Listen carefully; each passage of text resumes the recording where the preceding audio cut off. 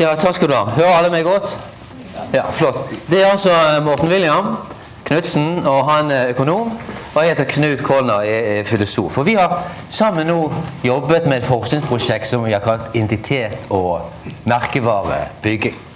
Og vi har reist rundt i hele verden og intervjuet praktikere rundt omkring. Hva er det dere holder på med? Hva gjør dere? Hvordan tenker dere? Hva er de viktige elementene i merkevarebygging? Og det vi har kommet frem til, vi har delt programmet i to. Og den ene delen handler om innsikt. Alt handler på mange måter om innsikt. Men det handler om å få innsikt både i moderne individet, moderne forbrukeren. Hva er det moderne forbrukeren? Og ikke minst handler det om å få innsikt i den moderne samfunnet, moderne kulturen. Hvilke sentrale kulturelle dynamikker er det som finnes i dag? Og hva gjør de sentrale dynamikkene med oss? Og med individene, og ikke minst med de som skal bygge merkevarer. Og så har vi andre delen, da har vi det, hvordan skal man en ting å vite, innsikt om forbrukeren, individet, kulturen, men så er det også det, hvordan skal man bygge merkevarer internt i bedriften. Og hvordan skal man kommunisere godt med andre bedrifter. Og det vil Morten snakke veldig mye om. Ja, ok. Ja, ok. Og da begynner jeg bare med dette lille foredrag som jeg har her, som jeg har kalt snobber og sultekunstnere. Jeg kunne kalt det mye rart, men snobber og sultekunstnere er jo noen av de individformene som finnes i dag. Jeg skal gå litt inn på det. Vi har også snakket om cool. Hvorfor det kule kult og sånt? Hvor kommer det kule fra? Og sånt. Veldig viktig for bedrifter. Levi's for eksempel tapte jo 6000 arbeidsplasser fordi at 501 ikke var kult lenger. De visste ikke hva det kule var. Det er sånne ting vi har med i på programmet. Men i dag er en eller annen grunn for vi alltid snobber og sultekunstnere. Og hva er en snobb for noe? Har vi noen snobber her? Er noen kan si helt sikkert jeg er en snobb? Der har vi en snobb. Ok. Og der pekte de på en fra kuben. Her har vi en skikkelig snobb. Ok. Han er snobb. Ja, ok. Men jeg tror vi skal komme frem til at kanskje finnes en snobb i oss alle i dag. Og kanskje har den snobben noe med den måten vi begjærer på i dag. Den måten hvorfor vi vil ha ting og merkevarer. Og så har jeg hatt det andre som heter sultekunstnere. Hva tror dere det er for noe? Sultekunstnere. Er det noen her som kjenner noen som noen gang har tenkt på å holde vekten? Nei? Ingen? Så tenker jeg, nå må jeg spise sunt, eller riktig, vi må gå og trene. Fitness, sånt. Noen som kjenner noen som holder på med sånne ting? Ingen rekker opp hånden, alle ligger der. Og det har noe, i dag er jo idealet, det slanke idealet. Alle skal være slanke, spise sunt og trene og fitness. Så er det på 50-tallet på reklamene, så står det mange reklamer der. How to gain weight, how to get curves. Så det viser noe om hvordan merkevarene formaterer kroppene og formaterer skjønnheten, og får oss til å begjære det merkevareformaterte skjønnheten, det merkevareformaterte kroppene, og ja, det har noe med snobben i vårt indre å gjøre. Og så skal jeg si litt om samfunnet før vi går videre. Mange har jo liksom vært født på 50-tallet og sånne ting, og det var Norge et veldig annerledes samfunn.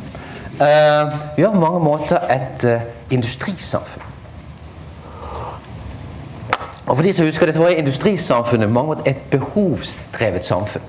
Bilen kom på 60-tallet, kjøleskap, komfyr, vi fikk sånne ting som i dag er helt selvfølgelige, men det var på mange måter det grunnleggende basale behov som skulle dekkes. De ble jo dekket, for at vi olje og 70-tallet, 80-90-tallet oppover, så har vi endret oss til et begjærsdrevet samfunn. Når du har ting i dag, så ikke fordi jeg trenger det, eller så fryser jeg, eller jeg blir sulten, eller kommer ikke frem, men fordi it makes me feel good, I want it, og ikke minst det kan profilere identiteten på de tingene jeg kjøper. Så de meste av de tingene vi kjøper i dag, trenger vi overhodet ikke. Så et av de store spørsmålene med forbrukersamfunnet er jo det, hvordan får vi folk til å arbeide mer enn de trenger for å kjøpe ting de virkelig ikke behøver? Hvordan gjør man det? Er det noen som vet det? Hvordan gjør man det? Har dere noen som har noen idé hvordan man gjør det? Ingen som har en idé hvordan man gjør det. Jeg skal fortelle hemmeligheten med en gang.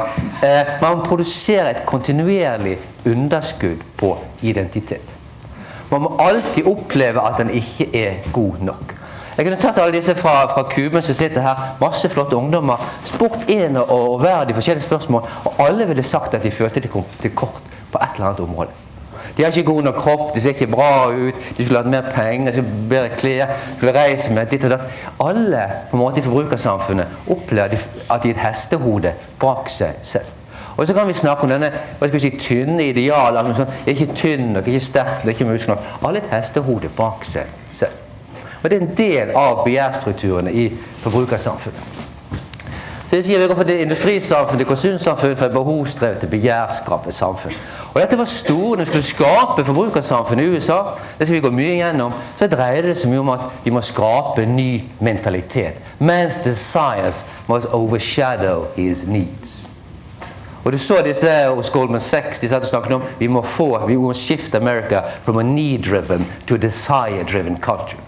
For ellers, USA kom ut av krigen med et enormt produksjonsapparat intakt, og det var livredd for at folk nå ikke skulle ville ha mer produkter.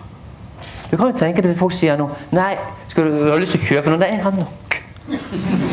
Nei, jeg trenger ikke noe, jeg har nok. Jeg har en jakke til vinteren og en til sommer. Nei, jeg har nok. Nei, det trenger jeg ikke. Det er helt absurd tanke for oss, men det var den store tanken i begynnelsen av forbrukersamfunnet. Så måtte man komme sånn planlagt foreldelse og alt dette for å få omsetningshastighet.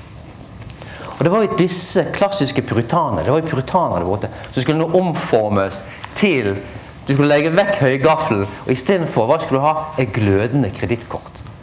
Du skal få disse her til å ville ha nye ting før de gamle er oppbrukt.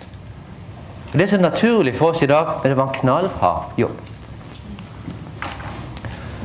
Verden må lære seg å begjære.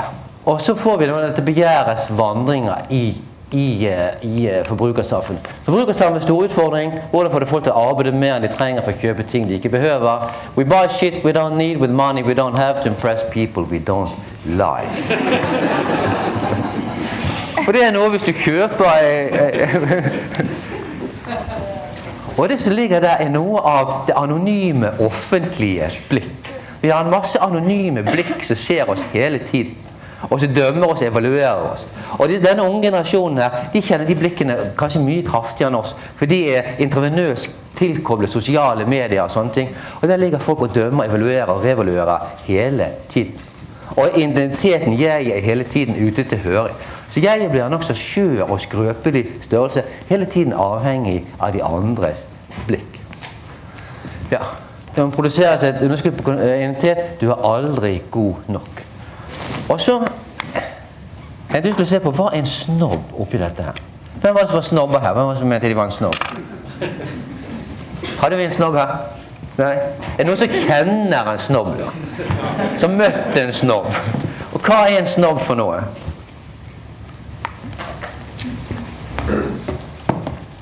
Hva er en snobb? Han var snobb, jeg skal ikke plage livet. Ok, snobb, har det noe med klasse å gjøre? Er hun en snobb? Ok. Will lifeboats be seated according to class? Når Titanic synker, er det snobbete? De som tjener mindre enn meg kan gå til bunns. Noen er mer verd enn andre, det er forskjell på mennesker her i verden. Snobb opprinnelse. Det var jo et snobb stod på navnelistene på Oxford og Cambridge, og det betyr jo sin nobilitate, altså de som var uten adelskap, altså streberne, de som streber. Noen mente også at det var de som var, at det betød skomaker, eller skomakerlærling, og brukte studenter som ikke var med i akademiet, men sin nobilitate, altså de som streberne, de som var opp til det blå blod og sånne ting. Så snobben hviler på mange måter, ikke selv. Så snobben er streber. Han er sosial klatrer med brodder i skotuppen og vinkelsliper i albuene. Er hun en snobb? Hva sier hun til deg? Ja, hvis hun snakker, hvis du ser på kroppsspråk, hva sier hun for noe? Hoven. Ok, hoven. Og hva vil det si? Se ned på andre. Se ned på andre. Nedlatenhet, sier du. Listen, man, I'm not trying to be condescending. I'm just trying to use words I think you may be able to understand.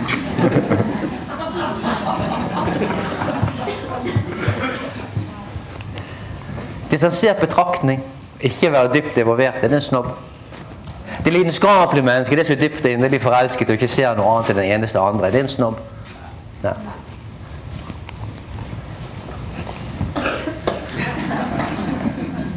Og her er jo noe kjernen i snobben, også kjernen i det som Torstein Veblen, økonom, kalte conspicuous consumption, som alle går på BI kjenner og vet godt. Altså i øyenfallende forbruk. Det forbruk, prangende forbruk, det forbruket hvor vi viser oss selv identiteten, vår sosiale status via tingene. Så. Og man har alle disse tingene, merkevarene og sånne ting. Hvis det står Tommy Hilfiger inni her, vil man forsøke å si da til andre, det stod merkevare her, forsøker man å si, jeg er nesten like god som deg, og sånne ting. Nei, man sier hele tiden, I'm better than you. Det er det som ligger i det merkevaredrevet, etableringen av jeget. Og så er det eksentrikere, er det en snobb? Nei, det var noe annet. Eksentrikere... Er dette en snobb? Nei. Så nå er vi inne på noe litt interessant, for hva er det eksentrikeren gjør med det? Ja, jeg kan utfordre meg, jeg synes jeg hørte noen lyder her, hva var det for noe? Latter. Glede. Så. Men snobben, hvis du har vært i møte med en snobb, hvordan føler du det da? Hæ? Er det sånn du går ut, når livet er godt å leve, det var gøy. Det er bra. Er det det? Nei. Hæ? Irritert, litt mismot. Du blir krympet som menneske. Så det som snobben gjør som interessant, det er at han krymper andre mennesker. Snobben manipulerer menneskeverdet vårt og gjør oss mindre. Og det vil si at snobben reduserer oss til bestemte sosiale parametre. Det eneste ved oss å ha verdi, det er de tingene som kan knyttes til sosial status. Det er snobbens væremåte. Alt man måtte ha her, så han snakket om, det var du snakket om forelskelse og alt mulig sånn her i sted og sånn. Tenk alt det store man kan føle seg som mennesker. Alle tanker, ideer, alt som kan gå gjennom oss. Når du møter en snobb, så er du ingenting, så er du bare et veldig små parametre. Du er de tingene du har og sånne ting. Så det er veldig reduksjonistisk. Og det er klart at det blikket ligger og hviler på en eller annen måte over forbrukersamfunnet. Og det ligger bak i de forskjellige menneskene. Her, litt sånn.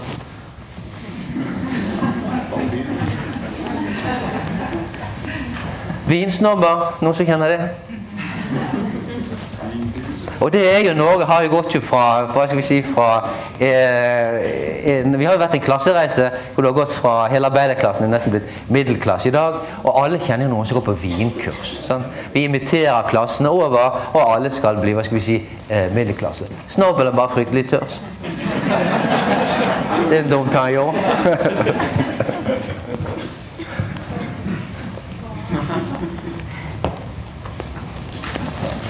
Ja, og så forskjellen mellom snobb og kjenner. Dette er jo, hva skal vi si, vinmakerne hos Dom Perignon, og han er jo en kjenner. Han er jo en, hva skal vi si, craftsman, og som kjenner yrket. Og det er jo noe helt annet. Overklassesnobber. Forskjell på eleganse og snobberi. Kunstsnobber, noen som kjenner kunstsnobber.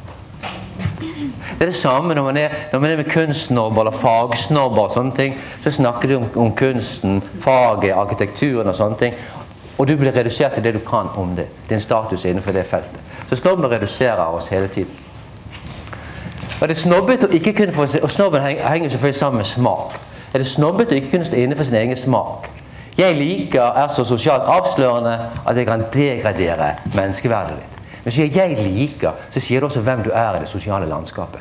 Jeg liker å se på Chartersveien, for eksempel, på TV. Det er det gøyeste jeg ser på. Nei, det er ikke alltid at det er godt i det sosiale livet. I really enjoy that, but anyone asks, don't you dare tell them we watched it. På TV. Ja. Jeg skal nå fokusere på en liten del av deg, og fryser det faste. Snobben manipulerer menneskeverdet ditt. Det er snobbete målestokker. Og så ser vi at snobben er en streber.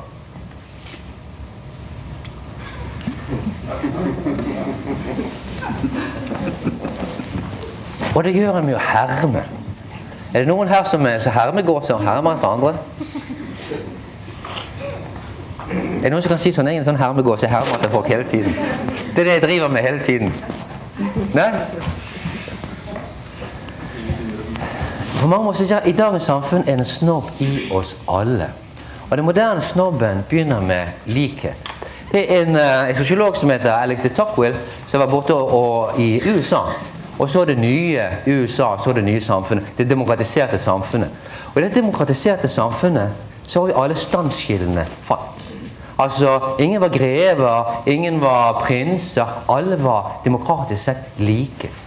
Og så sa han, det som skjer når alle er demokratisk sett like, det vil jo også, altså han har observert amerikanerne, de har masse materielle ting og sånn, men de er rastløse og de er misfornøyde. Det skjer det, når alle er like, så er alle også potensielt like til å rivalisere med alle andre. Så det som skjer i et standsamfunn, så rivaliserer ikke bonden med baronen og sånne ting. Men i et demokratisk samfunn hvor alle er like, så er også alle like til å rivalisere med alle andre. Og da sier det Tocqueville, det som skjer da er jo at misunnelsen kommer inn som en grunnleggende drivkraft i forbrukersamfunnet, men også er det en ting vi begynner å drive med, og det er uhensiktsmessig sammenligning. Det som viser seg fra mellomkrigstiden til i dag, det er at velstanden har steget 5 ganger. Men vi er mye mer deprimerte enn på 50-tallet. Og hvorfor det? Vi er ikke lykkelige. 300 000 ungdommer spiser lykkepiller og sånne ting. Hvorfor det? All lykkeforskning viser det. Hvorfor det? Fordi vi driver med uhensiktsmessig sammenligning.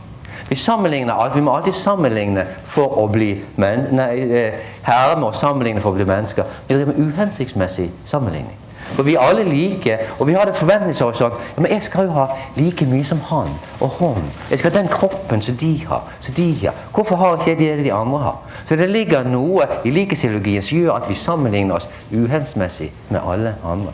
Og den nye generasjonen som sitter her fra Kuben, de har jo også, se på, du har realities-tv som kommer frem nå, du har alle disse nye, døgnfluekjendiserier som kommer og sånne ting. Og de begynner å herme og sammenligne seg med folk i populærkultur. Hvorfor har ikke den samme, det kan han snobben her si, hvorfor har ikke den samme magen her som Brad Pitt for eksempel og greier, eller et eller annet sånt. Man begynner å sammenligne, hvorfor har ikke sånn Kardashian-rump og sånne ting. Man begynner å sammenligne seg med, figurer i populærkultur. Parasosial interaksjon kalles det. Og man tror man kjenner de og alle mulige sånne ting. Og det gjør oss ulykkelig. Og man vet ikke hvordan vi skal sammenligne. Så derfor lever vi på mange måter i en verden av snobber. Og statusbegjær. Og når jeg sier snobbens begjær og statusbegjær, så vi lever i samme begjærstrevet samfunn fordi jeg har lyst på det, fordi jeg fortjener det, alt mulig sånt. Men samtidig er det paradoksale at vi har veldig vanskelig for å begjære og vite hva vi egentlig begjærer. For det vi begjærer ifølge andres begjær. Skjønner? Vi lever på lånt begjær. Og det som er interessant når vi ser med merkevarer og sånne ting, så kan du se en Louis Vuitton-veske for eksempel. 15 000, og du har de her korsvesken og alt mulig sånt. Er vesken vakker i seg selv? Er det sånn at, dette er skjønnheten, her stirrer vi inn i skjønnhetens egen mysterium når vi ser sånn, så det har jeg lyst til å betale for. Selvfølgelig, ikke om 10 år synes du den ser helt elendig, helt teit ut. Sånn. Men hvorfor er det vi vil ha den? Vi skal drive prisene opp, så vi kan ta de, og Manolo Blahnik-sko, vi kan få de for 70 000 kroner, 15 000 dollar. Jeg har vært inne og snakket med de i den shoppen i Las Vegas og sånne ting. Hvis vi får en sko til 70 000 kroner, det er intensiteten i de andres begjær.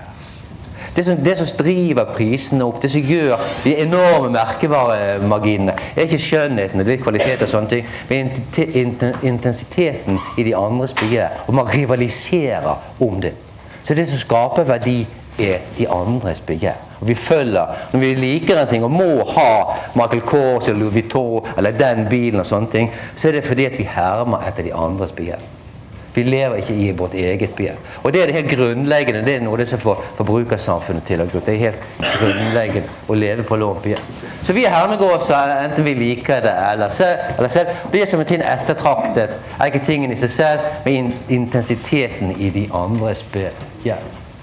Have you ever noticed how, when you see someone who wants something, it makes you want it too? Skal jeg ta et eksempel på det? Det noen av jentene her som noen gang har fått en diamantring? Så smiler stolt over hele det. Ja, og jeg har fått det, og sånne ting. Det var bare en her. Det noen som ønsket at de hadde fått en diamantring? Men så ser vi på disse diamanter, de er jo bare stein. Sånn. Hvorfor er den så verdifull? Det er bare en stein. Se her. Det er bare en stein. Men det som skjedde var jo at Ayers kom jo opp med dette i 39. Så var jo diamanter noe man brukte til å gjemme kapital i og sånne ting. Men så kom de opp med dette slagordet. Vi må få fart i diamantindustrien og sånne ting.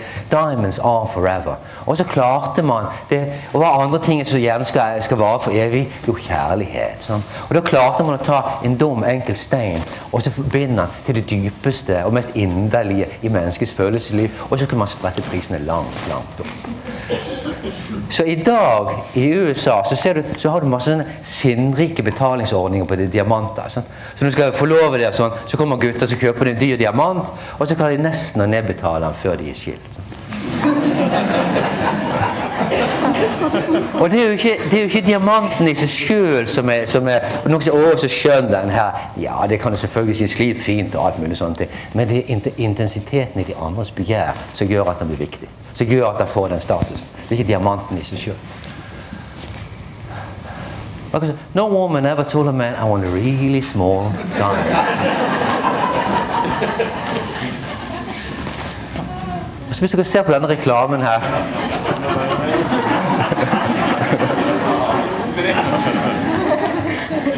så er det mange menn som tenker sånn, det er mange forskjellige ting som skal løse seg hvis jeg nå kjøper denne diamanten og alt mulig sånn.